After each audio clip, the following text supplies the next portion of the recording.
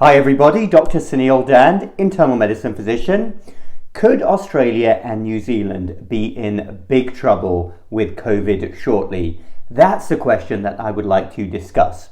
Australia and New Zealand are two very interesting countries. I actually, in the interest of full disclosure, love Australia. Amazing people, great culture. In my final year of medical school, I spent several weeks doing my elective over there in South Australia. G'day mate, let's put another shrimp on the barbie. That's my Australian accent, totally inappropriate. I just used a line from Dumb and Dumber there.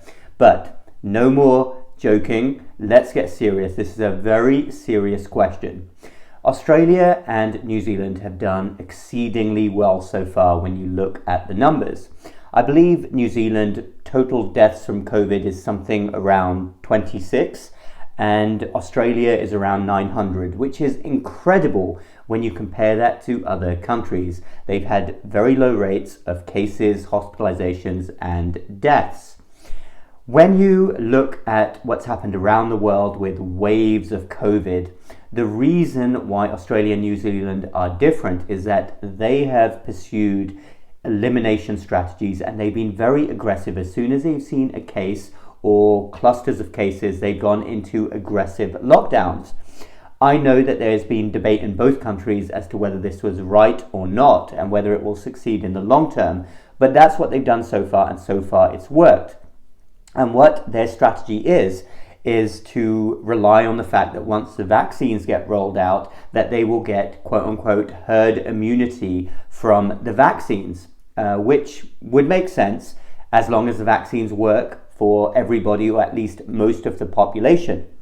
Here's my concern, however, is that Australia and New Zealand right now have almost zero natural herd immunity, as opposed to other nations where so many millions of people have actually got COVID. Australia and New Zealand haven't had that experience yet.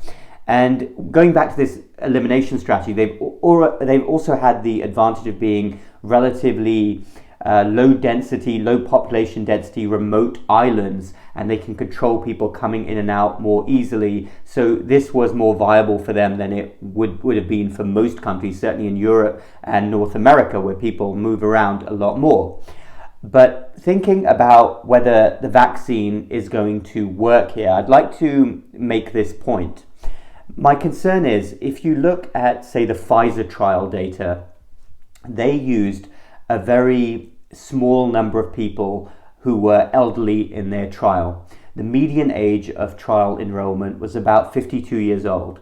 And we know that COVID tends to ravage the elderly much more than people who are younger. Age 52, okay, a bit more risky than age 21. But if that's the median age, then that age group is affected much less than, say, an 80 or 85-year-old.